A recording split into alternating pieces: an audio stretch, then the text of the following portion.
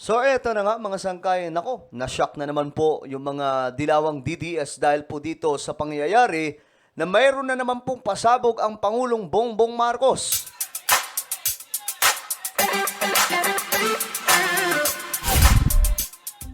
Yo, what's up guys? This is me, Sangkay Janjan, and I'm back for another vlog today. Kamusta po kayong lahat? At eto mga sangkay, pag-uusapan po natin ngayon ang isa sa mga project, no? Ni dating Pangulong Duterte, nakagulat-gulat na itinuloy po ni Pangulong Bongbong Marcos at halos sa kalahati po mga sangkay nito, part na po ng Marcos administration sapagkat siya po ang nagtuloy nito. So ang legacy na ito ay hindi lamang po kay Pangulong Duterte kundi dalawa po sila ni Pangulong Bongbong Marcos sapagkat mga sangkay ito po ay natapos sa termino po ni PBBM. Ngayon mga sangkay, ito na nga po ang nangyari. Di ba nga po, ang pakalat nito mga dilawang DDS ay hindi daw po ipinagpatuloy ni Pangulong Bongbong Marcos yung mga project na nasimulan daw po ni PRRD.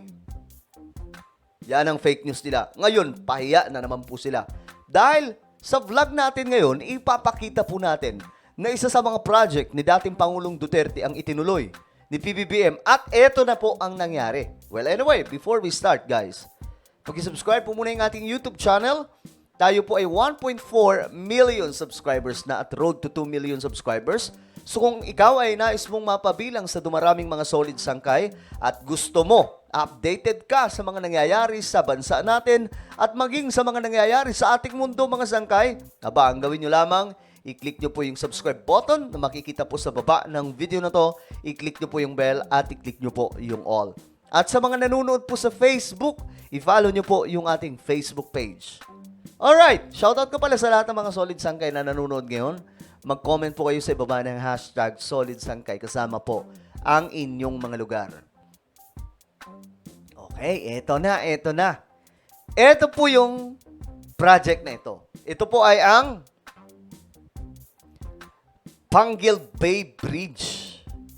Ayan, noon sumasakay pa ng mga bangka at inaabot ng 2 oras bago makatawid sa magkabilang bayan ang mga Tagalanao del Norte at Misamis Occidental.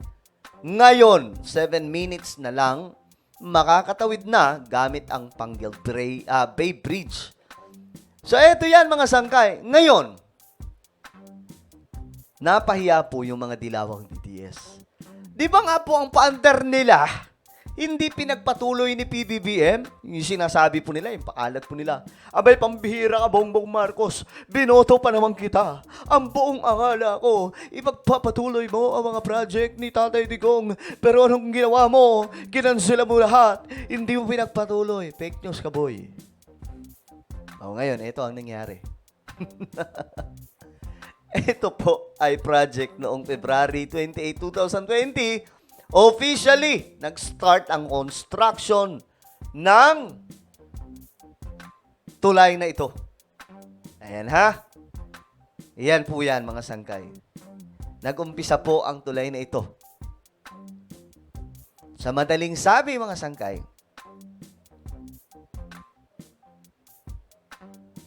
pinagpatuloy ni Pangulong Bongbong Marcos ang project ni Tatay Digong. Fake news po sila eh.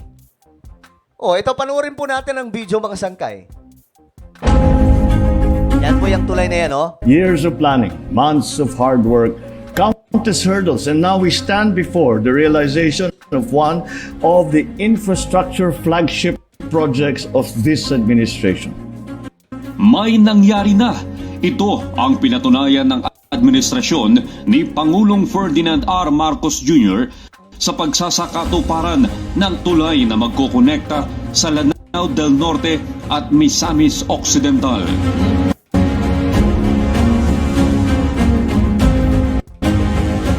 Pinasinayaan na nitong Setyembre ang pagbubukas ng tulay at pwede nang maggamit ng publiko.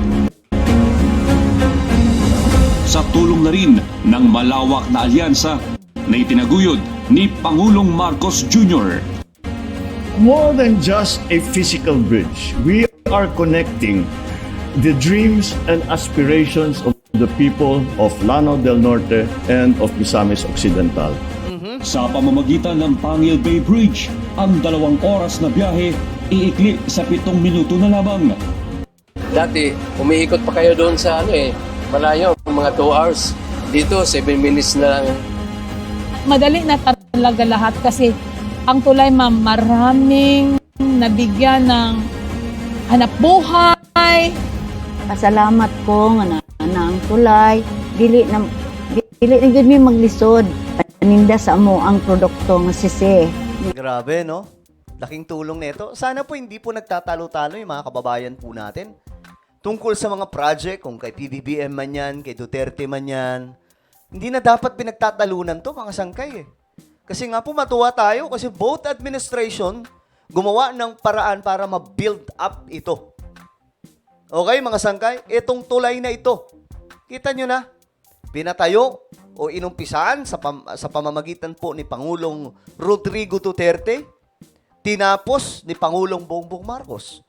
Sa madaling sabi, hindi po sinayang itong project na ito. Kasi kung ibang presidente, mga sangkay, ang naupo, malamang sa malamang, iiwanan po ito, mga sangkay. Halimbawa, let's say, Dilaw ang nakaupo, mga sangkay. Malamang sa malamang, marami po sa mga project ni PRRD o lahat ng mga naiwan, hindi po itutuloy. At alam nyo ba, mga sangkay, magpasalamat yung mga dilawang DDS. Kasi nga po, yung mga proyekto ngayon, o mga proyekto po dati ni Pangulong Duterte, tinuloy ni PBBM. Siya ang nagtapos sa mga naiwang project na ito. Kasi pwedeng iwanan yan pwedeng palabasin na kinurap. 'Di ba? Kung loko-loko lang si Bongbong Marcos. Ngayon, mga sangkay, tinuloy ni PBBM. Ang problema po sa mga dilawang DDS, masyado pong maliliit yung kanilang pag-iisip. Na kahit po itong mga project na ito na itinuloy ni PBBM, mga sangkay, kay former President Duterte lang nagpapasalamat. Malamang, alam nyo guys, galing po ito sa tax ng bayan. At dahil Pangulo ka, dapat lang naman na magpagawa ka ng project. Pero mga sangkay, ang ginagandahan dito, maliban po sa pinagpatuloy ni PBBM, mga sangkay, nakikita po natin ngayon na hindi lang naman po ito mga project ang meron. Marami pa pong mga proyekto ngayon ng pamahalaan. At ngayon nga po, ang ginagawan po natin ng paraan, mga sangkay, na maisiwalat. Kaya po gumawa po ng isang YouTube channel Ito po ay Tatak Marcos Projects, no? Marami na po dito ang nakasubscribe. So hanapin nyo lamang po ito sa YouTube. Pagkatapos mamaya ng ating pinag-uusapan ngayon, hanapin nyo po ito sa YouTube. Alright? Tatak Marcos Projects, then isubscribe nyo po para updated kayo. Kasi dito po natin ina-upload yung mga Tatak Marcos Projects po talaga. Pinag-iisipan ko pa kung i-upload ko dito yung kasama yung kay former President Duterte na itinuloy ni PBBM. Pero itong mga pinopost po natin dito, ito po ay kay PBBM lamang. Siya po ang nagsimula, mga sangkay, sa mga project. Alright? So ngayon, okay, tuloy po natin itong napakagandang balita. Abot na sa amo ang tulay nga gasa sa Dios. Kuan pod ni natuman pod sa ato ang presidente nga si BBM. Diba? Buti pa itong mga to, nagpapasalamat kay PBBM. Diba? Kung magpapasalamat tayo kay PRRD, magpasalamat din po tayo kay PBBM. Kasi tinuloy niya po itong napakalaking project na ito. No, nagpasalamat jud mi sa atong presidente nga ning abot jud ang tulay. Alam niyo kung loko-loko lang si PBBM, lalong-lalo na ngayon na iniipit po siya ng mga Duterte. Siguro pwede niyang gawin ito, mga sangkay, palabasin na kinurap itong project at hindi po ituloy. 'Di ba? Pero dahil hindi po ganun, hindi po maliit ang pag-iisip ni PBBM, na katulad po ng mga dilawang DDS na talagang namang ginawa na pong Panginoon si former President Duterte. Si PBBM hindi porket magkalaban kayo ay hindi na itutuloy. O, 'di ba? Hindi porket sinisiraan mo ako, hindi na itutuloy yung mga project. Tingnan niyo ang nangyari. Tinuloy pa rin po ni PBBM. Dahil sa naturang proyekto, mas mabilis ang progreso. Let us make this success a launchpad for further development to ensure that this project opens new doors to progress and prosperity.